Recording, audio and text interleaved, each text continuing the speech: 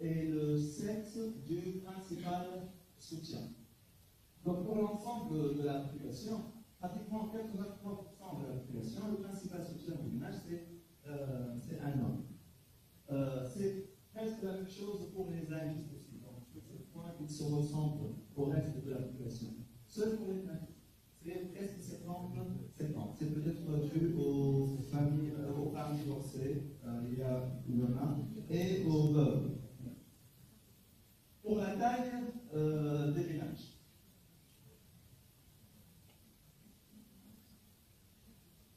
La taille et l'âge du chef du ménage. Donc en moyenne, un ménage tunisien est composé, disons, de 4 personnes. Pour les ménagistes, c'est 3,6. Donc sur 10 ménages tunisiens en moyenne, dans 10 ménages, il y a 41 personnes. Pour les ménagistes, dans 10 ménages, il y a 36 personnes en moyenne. Mais ça, c'est un peu la distribution. Donc il y a 5% de ménagistes où il y a une seule personne. Il y a 25% où il y a deux personnes ou moins. 50% des ménagistes, il y a 3 personnes ou moins. Pour l'âge, en moyenne, le chef de ménage, son âge est 55 ans, ce qui est un peu élevé. Pour les ménagistes, la moyenne, c'est 69 ans. Donc, c'est-à-dire que le ménage cible particulièrement les ménages dont le principal soutien est âgé. Et on remarque que pour les AMGistes, ce n'est pas très loin de la moyenne. Donc, que ce soit les AMGistes ou le reste de la population, c'est presque la même distribution d'âge. Catégorie socio-professionnelle. Alors, chez les nafis, le principal soutien, dans 79% des cas, il est inactif ou retraité. Toute la population, c'est pour le chef de ménage. D'accord. Et alors que pour l'AMG2, il y en a aussi 32%, mais ce n'est pas le plus important. Le plus important, 38,6%, c'est ouvrier non agricole. Pour la population non ciblée, le plus important, c'est 4 ouvertement dans l'industrie ou les services. 19%. Après les 36%. Non, il y a 22% des non-ouvriers et 19% de cadres au patron, alors que dans les AMG2, c'est 1,9%. Et dans les pistes, ça va être une erreur d'échantillonnage. C'est 0,1% ou le piste est cadre ou patron dans l'industrie ou le service. Alors, si on voit la proportion des activations, on compte le nombre de gens qui travaillent, on prend ça comme proportion par rapport à la taille la taille du ménage. Donc, pour la population non ciblée, en moyenne, 70% des membres du ménage sont actifs de travail. La moyenne. Chez les AMG, c'est 23%. Et chez les nafistes, c'est 13%. Pour 50% des nafistes, il n'y a aucun travail. Donc, si on prend la distribution, donc 50% au moins, parce que là, je n'ai pas calculé le 50e percentile, le 52e percentile, et ainsi de suite. Donc, ça, au moins 50% des ménages nafistes n'ont aucun membre du travail. Et au moins 25% des AMGistes n'ont aucun membre du travail au sein du ménage. Alors qu'on ne peut pas ça du tout, peut-être que c'est le 1%. Parce que là, je n'ai pas des cas de deux.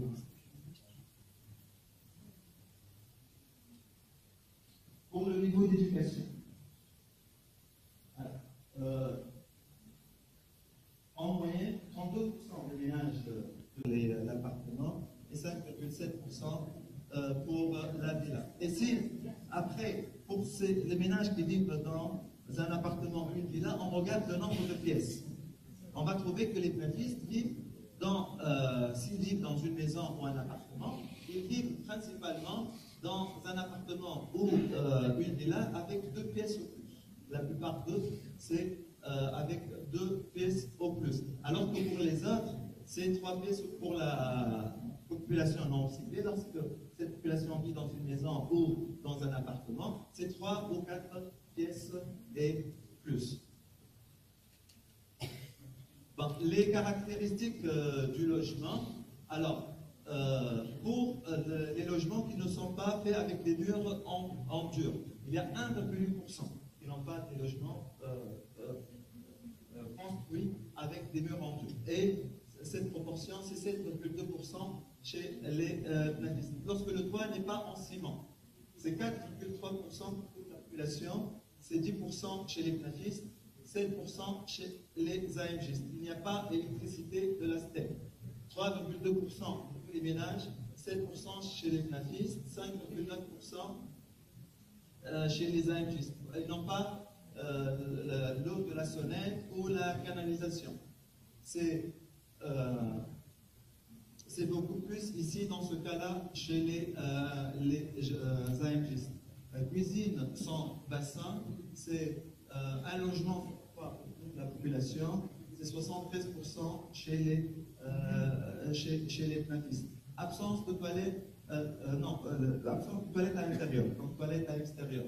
14% de tous les logements, 34,5% chez les planistes, 6,6% pour la population qui n'est pas citée par l'un de ces deux programmes. Et sans salle de bain, 33% pour toute la population, 65% chez les planistes et 53% chez les AMGistes, 23% chez le reste de la population.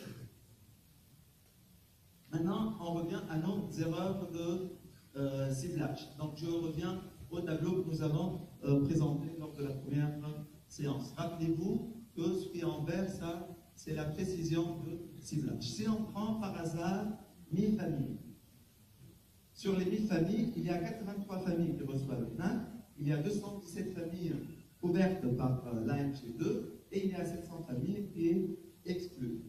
Donc ici, c'est que le ministère des Affaires sociales en ligne. En colonne, ce qu'on aurait pu faire si on avait une information parfaite de la distribution de l'indicateur de bien-être. Dans notre cas ici, l'indicateur de bien-être, c'est la consommation parfaite, ajustée du coup de présence de maladies chroniques ou d'un handicap au sein du ménage. Donc, sur les 83 ménages, 83 sur 10, qui reçoivent les transferts du FNAC et la couverture santé à 1, il y en a 38 qui font partie des 8,3% des familles les plus pauvres de la Tunisie. Il y en a 30 qui ne méritent pas ça, mais qui ne sont pas très loin de cette pauvreté, parce qu'ils auraient dû, ils font partie des 30% de la population. C'est 30, ils auraient dû être dans l'AMG2. Et il y en a 15 qui font partie des 70% de la population la plus nantie.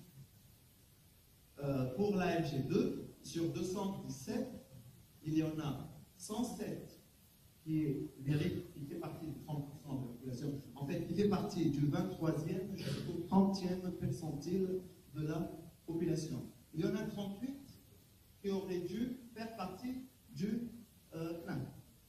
Donc, ils auraient dû être dans le CNAC et qui sont dans la MG2. Il y en a 72 sur 217 qui devraient être exclus. Ils sont induits. Donc, c'est 15 et 72 qui sont induits. Les gens qui ne sont pas du tout ciblés, sur les 700, il y en a 7 qui auraient dû être au CNAC.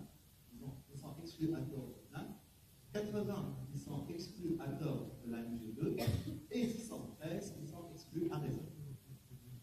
Alors, ça, c'est la situation actuelle. Maintenant, supposons qu'au lieu de suivre le mode de ciblage actuel, supposons qu'on a calculé, on a fait un système de scoring, on a calculé des scores, un score pour chaque famille, et qu'on décide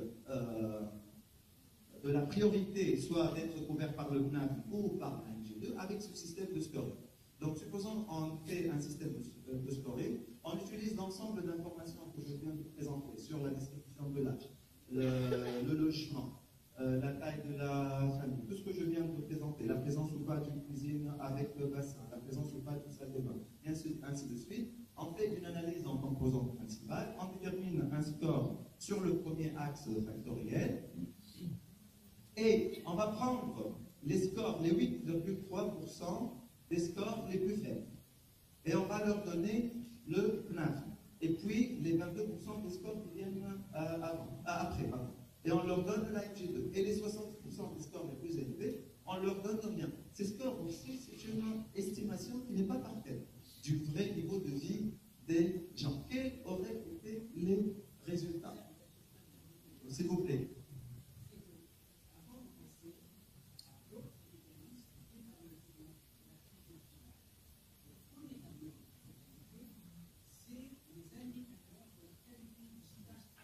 Oui, oui. Ça, ce qui se fait maintenant. Ça, ce qui se fait maintenant. Et voilà. Et par rapport à ce qui se fait maintenant, pour le PNAF, sur 83 qui sont ciblés, il y a 15 aujourd'hui qui ne devraient pas être ciblés. Et pour l'AMG2, sur 217, il y en a 72 qui n'auraient pas être à juste titre.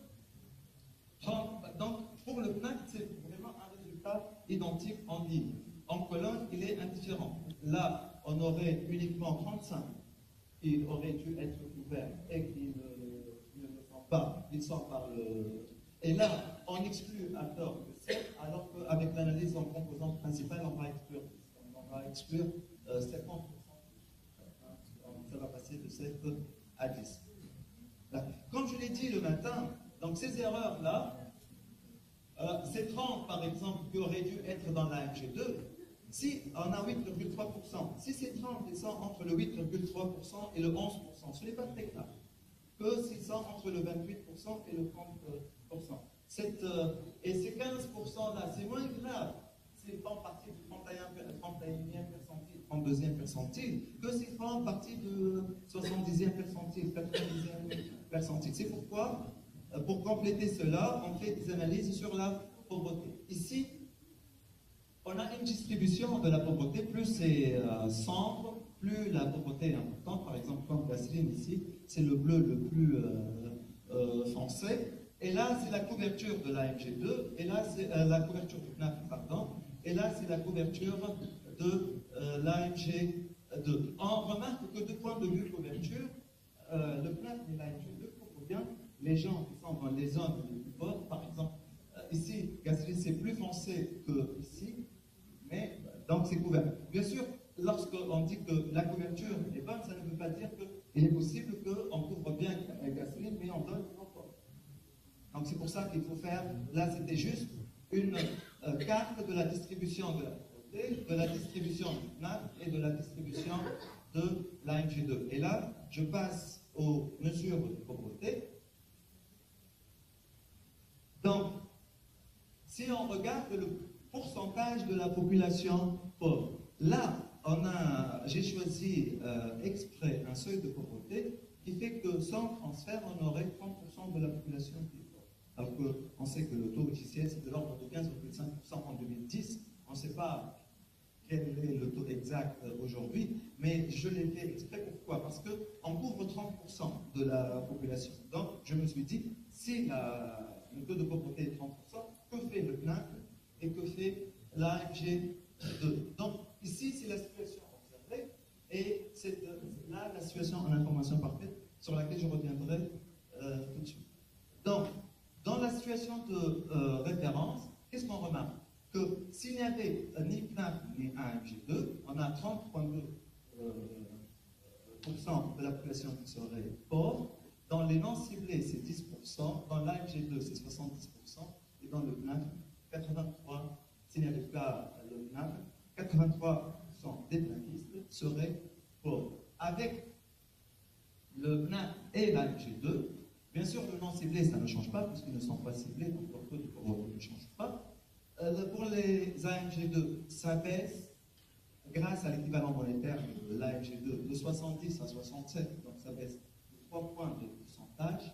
Pour le PNAF, sans le PNAF, c'est 83%. Avec le PNAF, la pauvreté des PNAFistes baisse à 61%. Donc c'est une réduction de 22,6 points de pourcentage. Pour toute la population, on aurait 30% sans le PNAC, 27,65 avec le PNAC, ce qui baisse le taux de pauvreté de 2,5 points de pourcentage. Qu'est-ce qu'on aurait pu faire?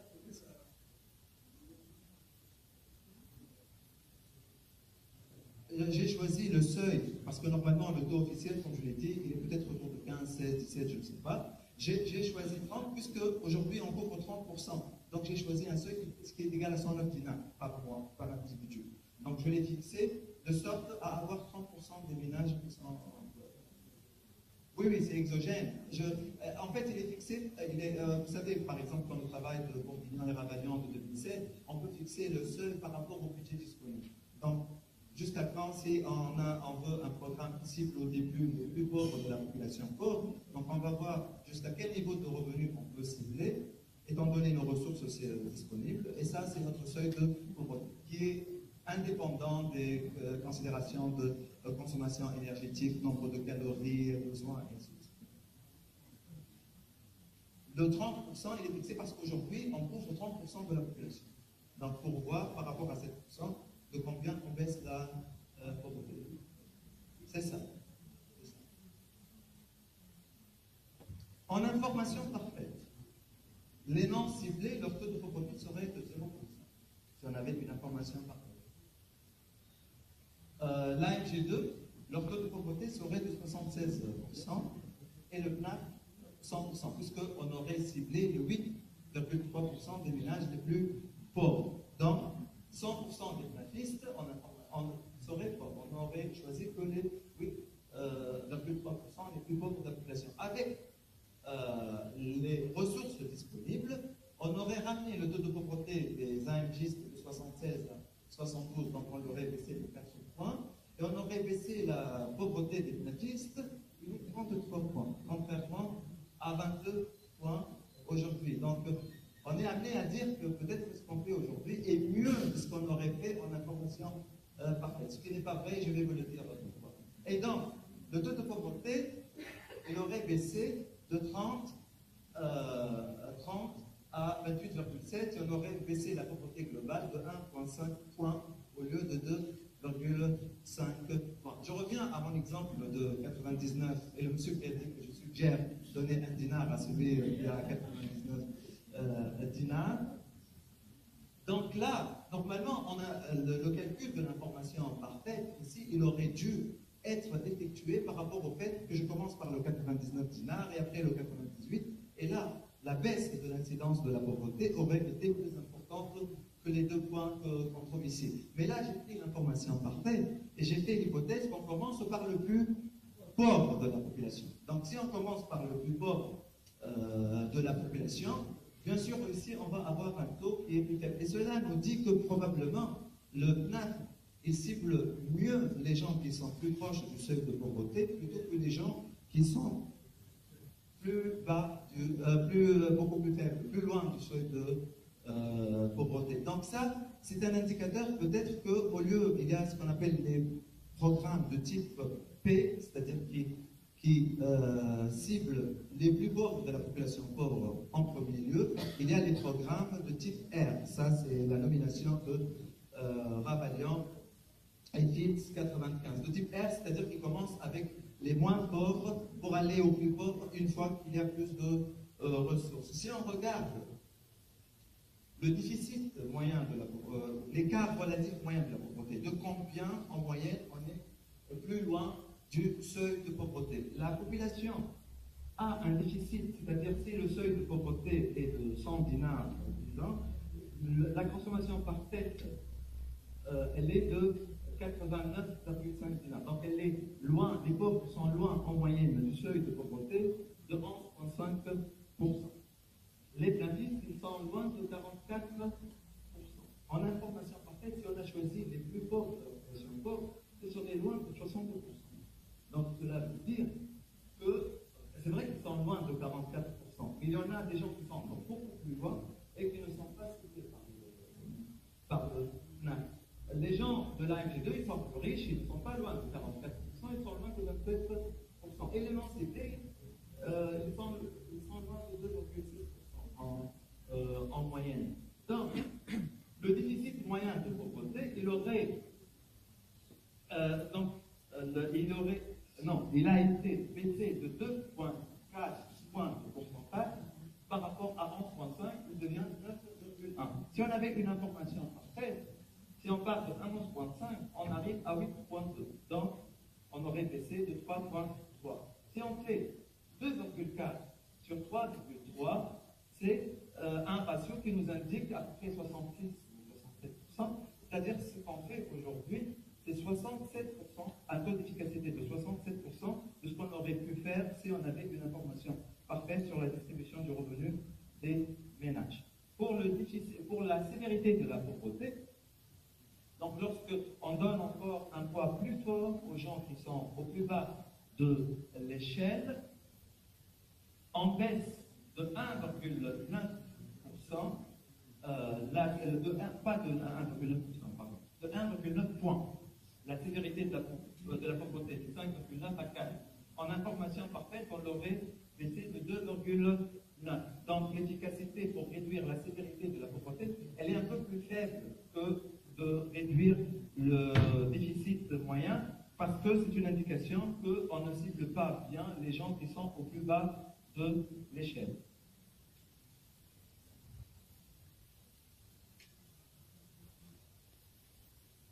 Maintenant, lorsque j'ai présenté les erreurs de ciblage, j'ai présenté quelles auraient été ces erreurs. Le plus pauvre de la population pauvre, ce n'est pas le pourcentage de la population pauvre qui est pauvre, c'est le déficit moyen ou la sévérité de la pauvreté. Donc, en information parfaite, le déficit de pauvreté, on aurait pu le ramener à 8,2%. Aujourd'hui, avec ce qu'on fait avec l'AMG1 et l'AMG2, on le ramène à 9,1%.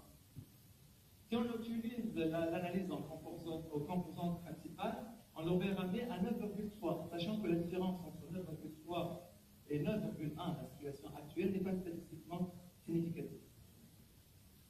Avec un produit ordinal, on l'aurait ramené à 9,1, exactement comme ce qu'on fait aujourd'hui, ce que fait le ministère des Affaires sociales aujourd'hui.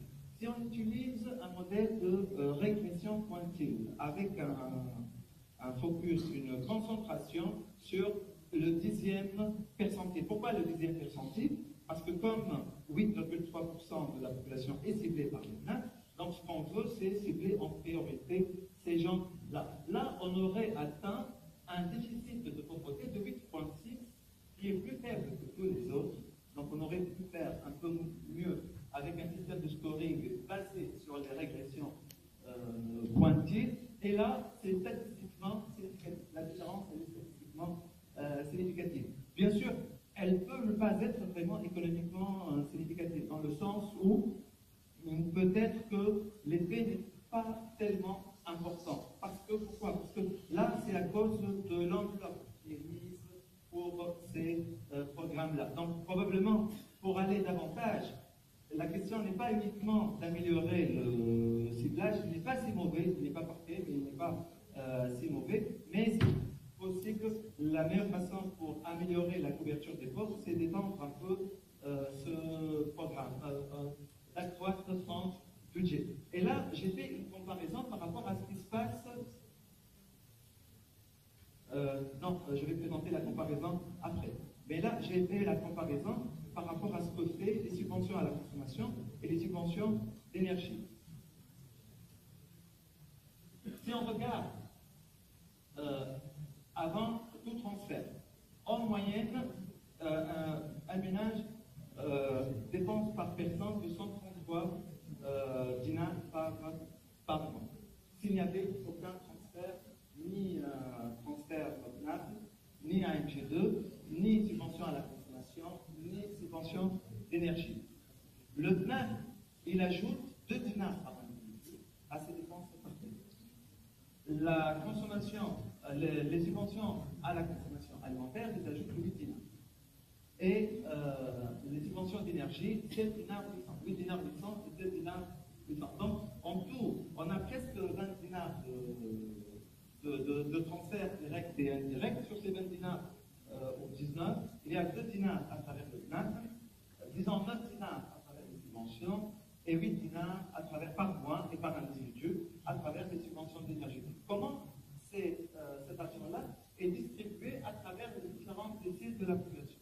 Donc, on remarque que si on prend la consommation de toute la population tunisienne, les 10% les plus pauvres de la population, ils ont de ça 1,9%.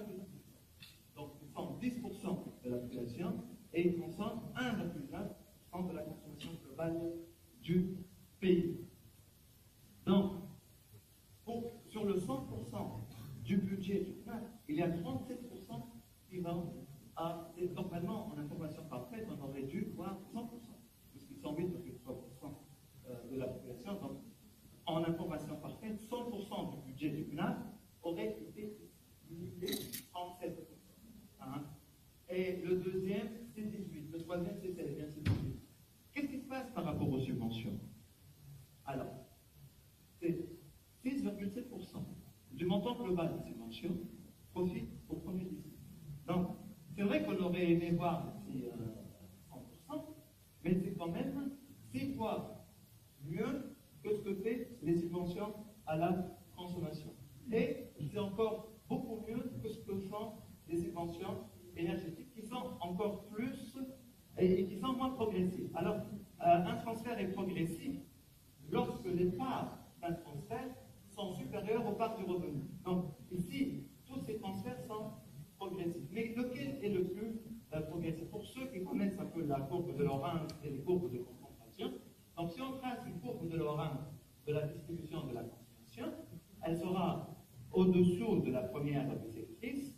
On va avoir la courbe de concentration du FNAC, elle sera au-dessus de la courbe de première bisectrice. Or, pour qu'un programme soit progressif, il suffit qu'il soit au-dessus de la courbe de Lorentz, de la distribution du bien-être, de la consommation dans notre cas.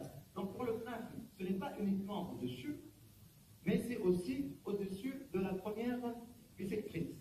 Donc, c'est très progressif par rapport aux subventions, qui, eux, subventions alimentaires, sont encore plus progressives que les subventions énergétiques. Donc, les subventions énergétiques, il entraîne une distribution, mais elle est extrêmement faible. Pourquoi il entraîne une distribution? Parce qu'il donne 5,5% aux 10% les plus pauvres, qui n'ont que 1,9% de la consommation globale. Quand ça devient régressif, c'est-à-dire ça augmente encore les inégalités, si c'était ici 1,4 ou 1,3, si c'était plus faible que 1,9. Mais dans la mesure où c'est plus élevé, c'est quand même un peu progressif, mais le coefficient de progressivité, il est extrêmement faible et il est extrêmement élevé pour le FNAC. Alors là, une comparaison par rapport à ce qui se passe dans le reste du monde.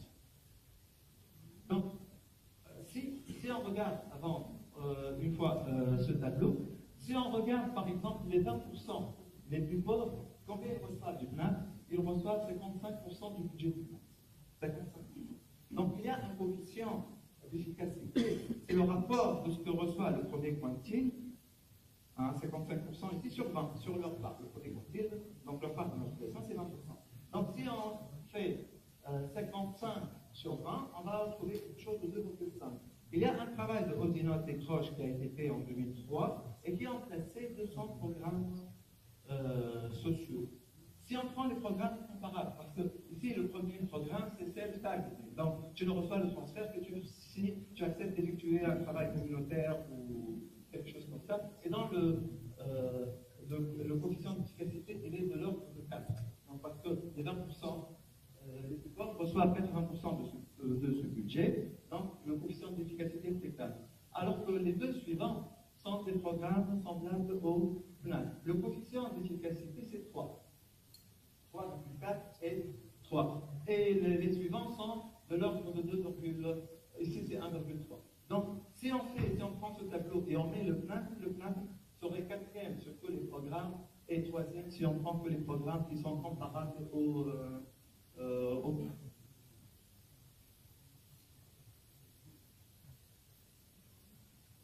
Alors, maintenant, on veut voir c'est quoi la contribution du FNAC des subventions à la consommation et des subventions d'énergie à la réduction de la pauvreté. Vous vous rappelez, je vous présentais le matin la méthodologie qui consiste à dire que si nous avons plusieurs programmes qui agissent simultanément sur le niveau de bien-être des ménages, donc il y a une technique pour pouvoir isoler l'effet de chacun. C'est cette technique qui a été utilisée ici.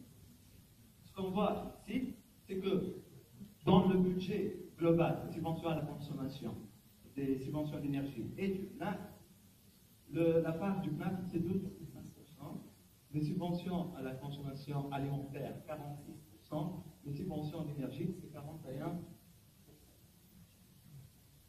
Alors, si on regarde l'effet sur la pauvreté, donc la réduction de l'incidence de la pauvreté, on a vu que la pauvreté, elle serait ici, si on élimine, tout à l'heure j'ai dit 30,5%, mais 30,5% avec les subventions à la consommation et les subventions d'énergie. Maintenant, si on élimine encore les subventions d'énergie et les subventions à la consommation alimentaire, si on part de 30% avant, ça devient en fait 33,9%.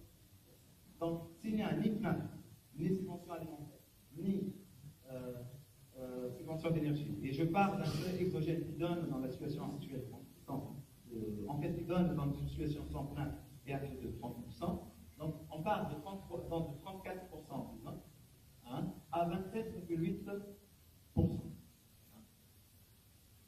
20% de cette réduction serait attribuée au PNAC. 43,7% de cette réduction serait attribuée aux subventions à la consommation. Donc, les subventions réduisent plus l'incidence, le pourcentage de la population pauvre que le PNAC. Pourquoi? Parce que leur budget est beaucoup plus important. Donc, c'est pour ça qu'ils réduisent plus. Maintenant, si on divise ces 20%, qui est la part de la réduction de l'incidence de la pauvreté attribuée au PNAC, et on la divise sur les 12,5%, qui est la part du PNAC dans le budget total, qui est alloué aux transferts sociaux. On trouve un coefficient d'efficacité de 1,6. Ça veut dire que s'il nous faut 1,6 dinar subvention à la consommation, qui nous donne un certain résultat sur la pauvreté, ça nous prend uniquement 1 dinar pour atteindre le même objectif avec le PNAC. Parce que malgré le fait que, lorsqu'on a vu tout à l'heure la distribution, ce n'est pas 100% du budget qui va au décile le plus fort, c'est uniquement 30%. Donc malgré ces fuites-là aux gens qui ne sont pas dans les 8,3% des ménages les plus pauvres, il est quand même 1,6 fois plus performant que la moyenne des programmes ensemble. Les deux autres, c'est inférieur à 1. Si on voit le P1, sachant que si on voit le P1, donc, qu'est-ce qu'on regarde? 29% de la réduction du déficit de pauvreté est attribuable au PNAC. C'est presque la même chose que les subventions d'énergie, dont le budget est 3 fois et demi plus important que le PNAC.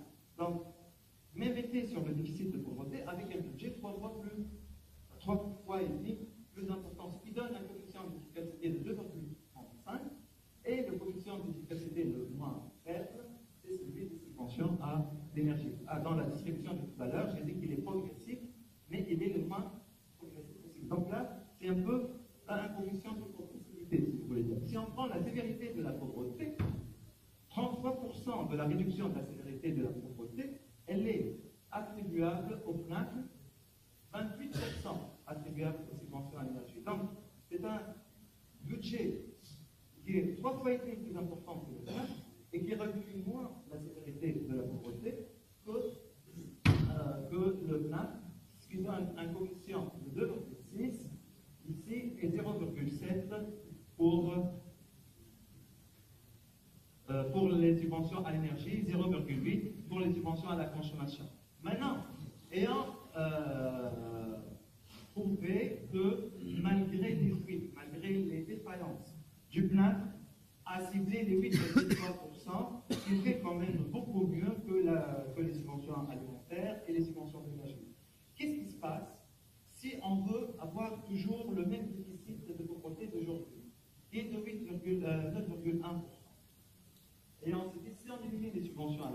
consommation et les subventions d'énergie.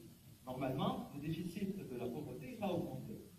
Combien de ce budget-là on doit prendre et mettre dans le plan pour maintenir notre déficit de pauvreté constant?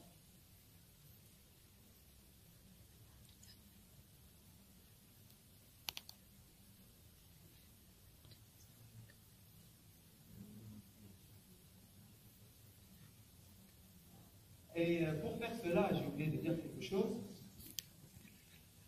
Normalement, on doit utiliser les scores que nous avons utilisés, que nous avons calculés pour chaque ménage selon différentes méthodes, pour définir les nouveaux ménages éligibles au PNAF. Donc, on a utilisé ces scores uniquement pour les AMJ. Donc, pourquoi pour les AMJ? Parce qu'on s'est dit que le coût de faire entrer ces nouveaux ménages au PNAF est plus faible que le coût si on va chercher des gens qui ne sont pas aujourd'hui couverts, parce que ces gens-là sont déjà fichés, on connaît leurs caractéristiques et c'est facile de les identifier. Donc on a utilisé les scores et on a dit qu'est-ce qui se passe si pour les AMJ, ceux qui ont les scores les plus faibles seront introduits, seront couverts par le PNAF, et on s'arrête lorsque on atteint à nouveau le niveau de P1, le déficit de pauvreté, à 9,1%.